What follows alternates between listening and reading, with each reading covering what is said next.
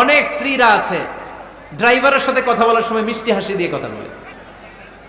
বাজারে শপিং করতে গেলে আসসালামু আলাইকুম ভাই কেমন আছেন, কি সুন্দর আসসালামু আলাইকুম।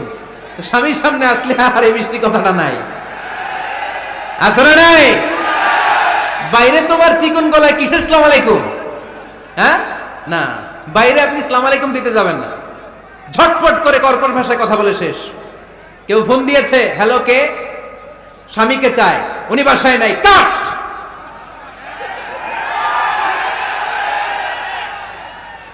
কারে চান, আপনার হাজবেন্ডের, নাই, কাট, শেষ করে দিবেন।